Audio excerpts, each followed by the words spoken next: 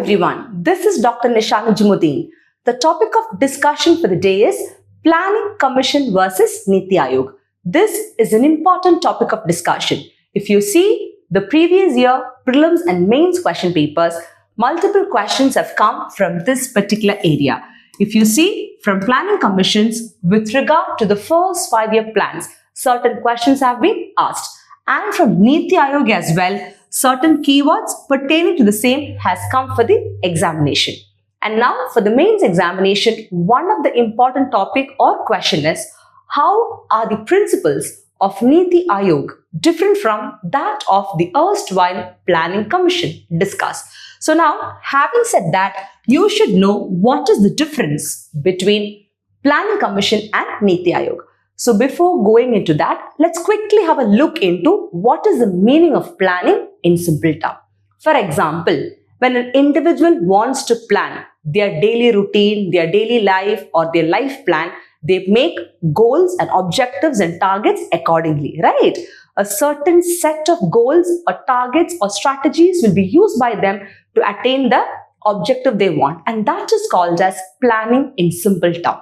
Now, this is from the point of view of an individual perspective. Now, when you talk about economic planning, it is about the country level perspective. So now, economic planning refers to allocation of resources to achieve maximum or optimum output with certain predetermined objectives or goals.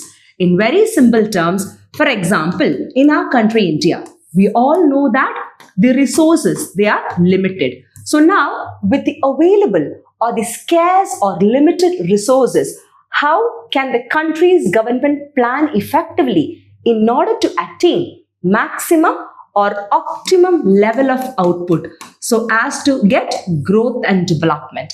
This is called as economic planning in simple terms. The idea of planning actually began way back in 1930s itself.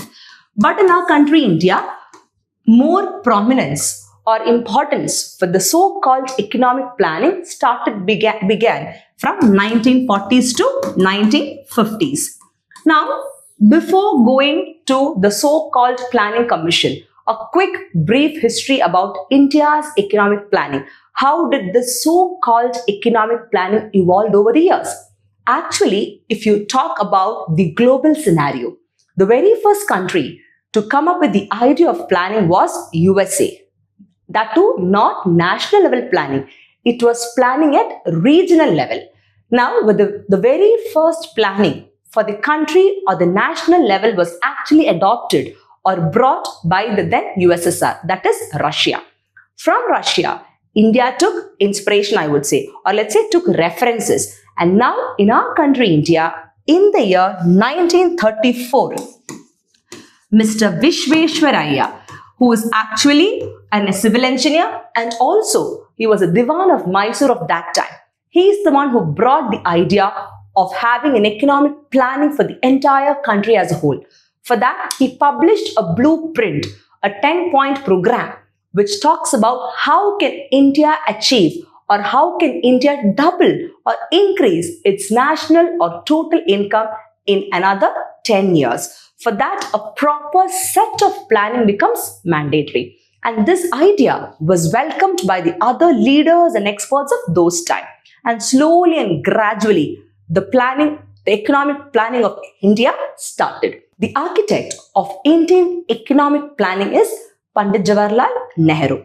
Having said that, after 1934, again in 1938, there was a proposal called as FICCI proposal, where the All India Congress members, they met and they decided to establish something called as National Planning Committee in the year 1938. And now in this National Planning Committee, they decided that we need to have a proper formulated structures of planning. And then we had something called as Bombay Plan in the year 1944. That is 8 industrial people. They met in Bombay and started discussing about how the country's planning should be taken forward. Your Tata, your other experts, all the big industrial people of those time, they met together. They sat down in a a coffee table for a discussion, and they started planning, or let's say putting out the inputs. This is how the India's planning should be. This is how the objectives have to be. This particular planning came to be called as Bombay Plan.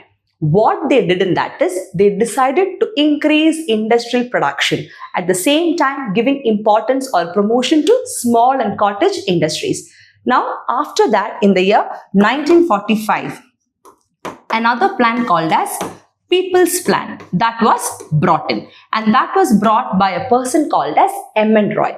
He said that we need to have industrial development, but during that time, our country, India's majority population was dependent upon what? Upon agriculture. So we have to give more focus on developing agrarian sector along with industrial development, but in a very balanced way. We should not forget about the agricultural development at all. So that was one of the inputs given in the People's Plan, according to M.N. Roy.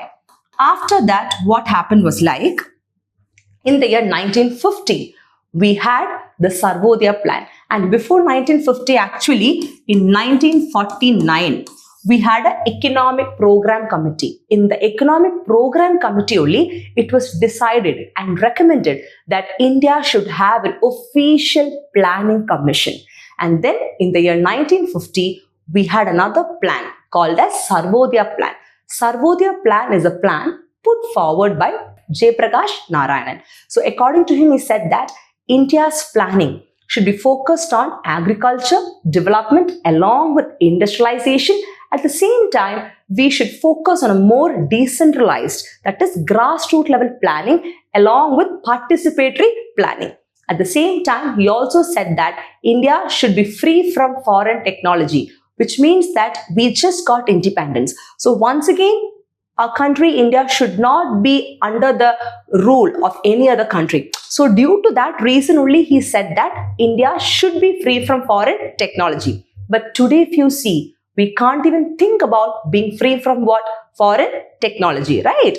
Having said that, officially in the year 1950, we had the so-called planning commissions getting established. And thus, this planning commission, it is entrusted with duties and responsibilities to put forward plans and objectives so as to attain growth and development in our country, India. And this planning commission came up with the so-called 5-year plans starting from 1951 to 1956, which is called as first 5-year plan. Then second 5-year plan, 1956 to 1961. Like this, it went up to 12th 5-year plan. And now 2012, that is actually the last year in which the 5-year plan initiative of Planning Commission came to an end. In simple terms, for a period of 5 years, they will start planning, putting forward the objectives of targeting different sectors and segments of economy and start putting schemes or initiatives to develop them. So now all the planning objectives and targets will be exclusively decided by one single authority, that is central government. So Planning Commission is a centralized approach, which means that the entire plan for the country India will be done by the central government.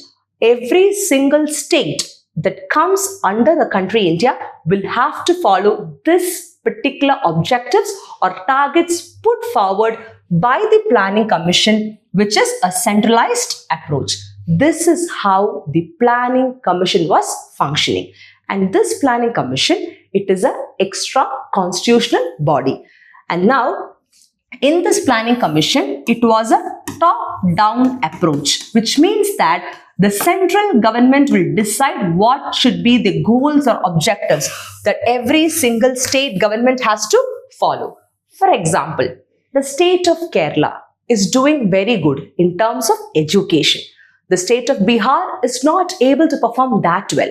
So more allocation of fund has to be given to the state of Bihar for developing the social indicator called as what? Education compared to Kerala. But in the 5-year plans by Planning Commission, the problem was they'll put the same plan for every state. So now there is some sort of regional disparities, I would say. Yes, because some states are developing, others are not developing, and now exclusive focus have to be given to those indicators. For example, which state is not able to have a better literacy rate, which state is having more poverty, more amount of allocation of funds for eradicating poverty should go to that particular state. It shouldn't be like everything is same, right? So that particular approach was missing in Planning Commission because it was centralized in nature. And now this particular Planning Commission, though it had so many objectives, goals and targets to be achieved, it was not able to be a complete success. I will never say Planning Commission was a failure, but rather not a complete success of making India a developed economy through whatever targets or policies it put forward. So what happened is that in the year 2015, when there was a change of government and also for the betterment of our country India, this 65-year-old Planning Commission was replaced with an organization called as NITI Aayog. NITI Aayog means National Institute of Transforming India. Now this is a public policy think tank. Think tank of Government of India. So think tank means it's a body that consists of a group of experts from various dimensions, industry, academic, economics, finance, government, etc., who will be a part of the panel to take policy decision making effectively. So now NITI Aayog is what? It is a public policy, or let's say it's a public think tank policy which believes in the principle of cooperative federalism. In simple terms, Planning Commission, it only had a centralized approach, which means the central government will plan, put the targets, and everybody else, which means every other state governments have to follow it. The state governments and the local governments or local bodies never had a direct say or active involvement, too much of active involvement in the decision-making process of Planning Commission. This became a huge issue.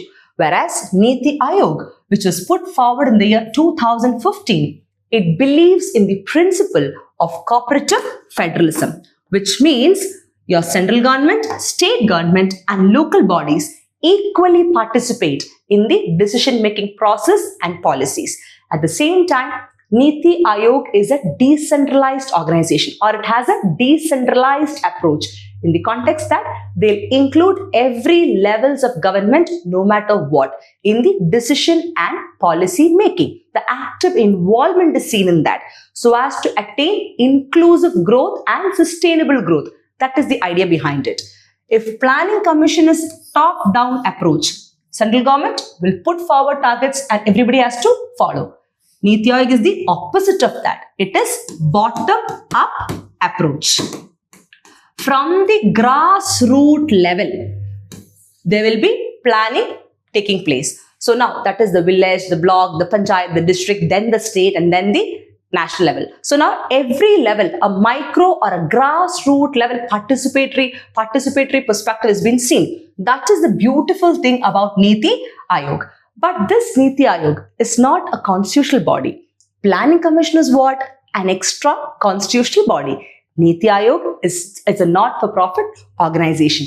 It is a government agency. It is a consultancy. It provides consultancy services to the government. Now, having said that, whatever work is there, the government gives to NITI Aayog. This think tank or panel of experts will go through, review, monitor and then submit the report to the Government of India. This is how NITI Aayog works. It has a chairman and the chairperson is Prime Minister. It also has a vice chairperson that will be nominated by the PM. The NITI Aayog has two council. One is Governing Council, another is Regional Council. So now Governing Council means it consists of the chief ministers, the lieutenant governors and other state legislative representatives.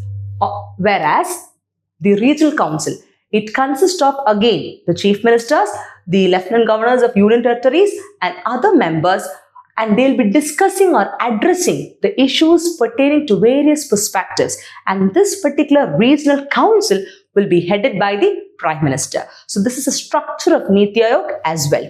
And now this particular NITI Aayog It started gaining more prominence once it was established because it started having a very grassroots level approach. But if you see, this planning commission, being an extra constitutional body, it had certain powers of allocating funds for various projects because it was directly under the control of government. Whereas NITI Aayog, it is not an extra constitutional body. It only provides consultancy services. It's a government agency, right? So they do not have the power to allocate funds or have the permission to allocate funds for various schemes or programs or projects directly. So that is another major difference between Planning Commission and NITI Aayog.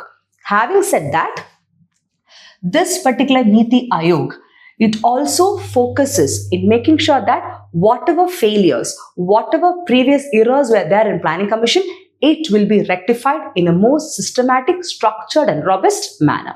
So this is what you should know with regard to Planning Commission and NITI Aayog in simple term. Make sure that when you write your mains answers with regard to the differences between Planning Commission and NITI Aayog, you use all these points. I hope it is crystal clear for all of you. Feel free to put down your comments via the comment box. Thank you and Jai Hind.